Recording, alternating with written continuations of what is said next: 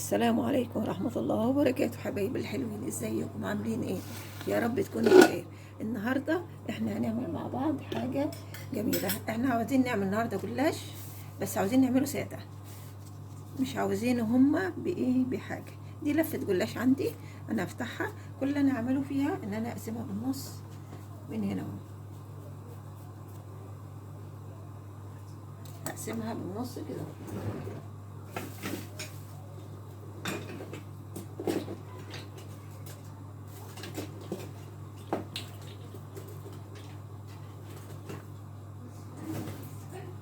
هعمل ايه بقى بعد كده؟ هو ان انا هجيب الخله بتاعتي وايه، الاول هنحطهم بقى كده اهوت. بصي اهمت، احطهم فوق بعض واغطيهم كويس. ماشي، هاخد بقى ايه واحده واحده كده اهوت، كده اهوت. اخد واحدتين ثلاثه، هنغطي دولت الاول كده ونشيلهم. كل اللي انا هعمله ايه، هسقيها بالسمنه.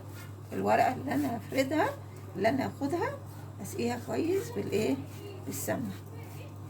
دي الورقه اللي انا هاخدها. اعمل فيها ايه بقى كده اهوت، هلفها على الخله كده اهوت، كده اهوت، كده اهو. الفها على الخله واروح مكشكشه الخله كده اهوت، كده اهوت. واروح مطلعاها من الايه، مطلعاها من الخله، واروح عاملاها مدوره كده اهوت. اعمل واحده معاكم تاني واحطها في الصينيه. اهم حاجه انك انتي تسقي ورقه الجلاش بالسمنه كويس.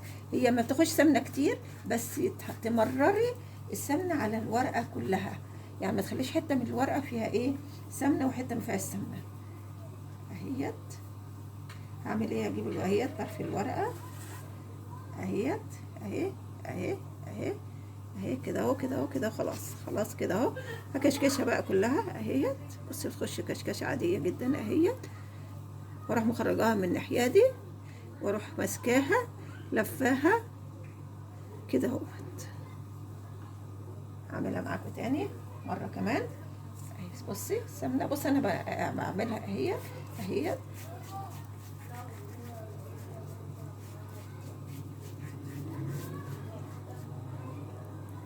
واجيب الخله بتاعتي واروح ايه، هي ورقه واحده بس، يعني يعتبر نص ورقه اللي انا بلفها، لان احنا قاسمينها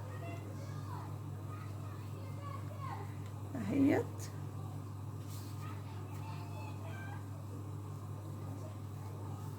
هكشكشها بقى اهي، مقفوله اهيت اهي. هكشكشها بقى كده اهو، كده اهو. واروح مخرجاها من هنا اهو اهي، واروح لفاها كده اهو، كده اهوت اهي.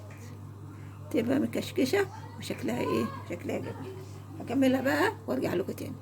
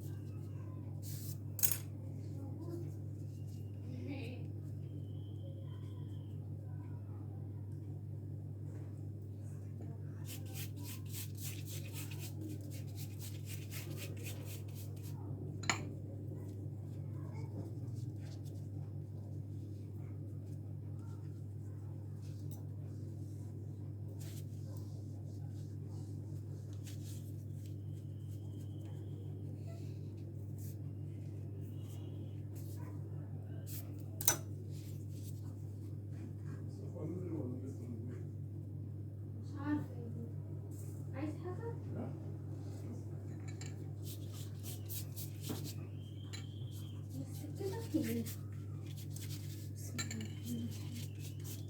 السرير فين؟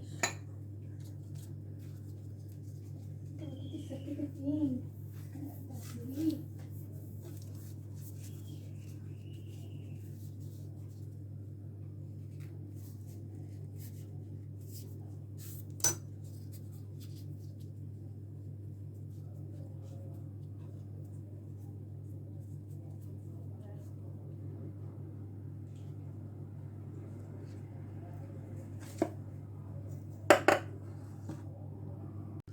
كده انا خلصت الجلاش بتاعي اهوت، ما شاء الله مكملش الصينيه، يعني ورقه الجلاش نص كيلو ما كملش الصينيه. انا افردهم بقى في الصينيه بقى كلها.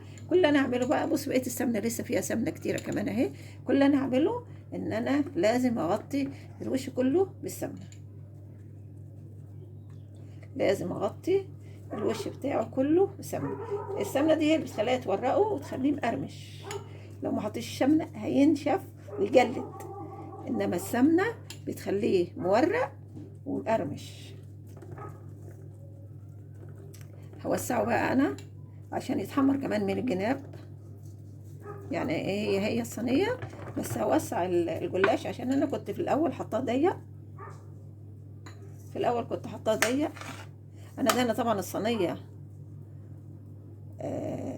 دهنها سمنه قبل ما اعملها، فعشان كده وقت هيتزحلق كله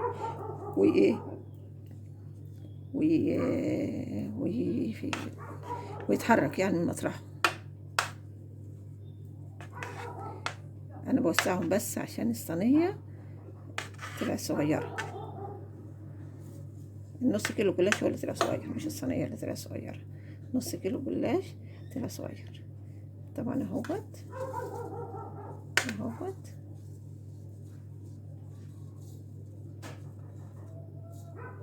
لازم اقفله. يعني انت اول ما تقفليه، اول ما بتخش في الفرن بقى هي هياخد وضعه، يعني مش هيفك. انا لما بحركها بس بتفك عشان انا كنت حطاهم ورا بعض. خلاص كده اهوت، وسعنا شويه. خلاص كده اهو بقى هندخلها الفرن اهي. وسعناها شويه.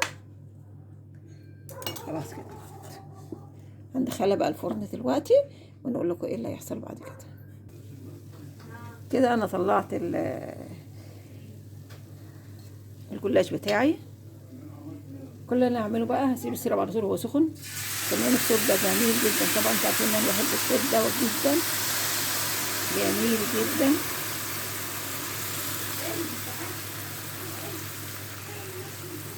طبعا السيرب انا عاملاه، كنت لسه عامله فيديو عليه دلوقتي. ان انا بعمله مش كل ما اعمل حلويات اعمل سيرب، لا انا عملته كله مره واحده. كده الجلاش بتاعي خلاص، هسيبه يهدى شويه واحطه لكم في الطبق.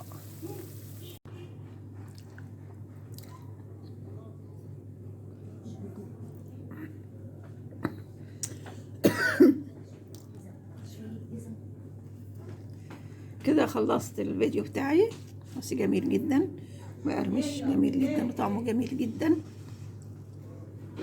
يا ريت تجربيه، طريقه سهله، طريقه خفيفه، تبقى جلاشه خفيفه كده من غير مسكرات ومن غير حاجه، خفيفه جدا. يا ريت تجربيه. هو طبعا جميل جدا. لو عجبك الفيديو بقى وصلت معايا لحد كده ما تنسنيش بقى في لايك والشير ودعم الجرس عشان يوصلك كل جديد.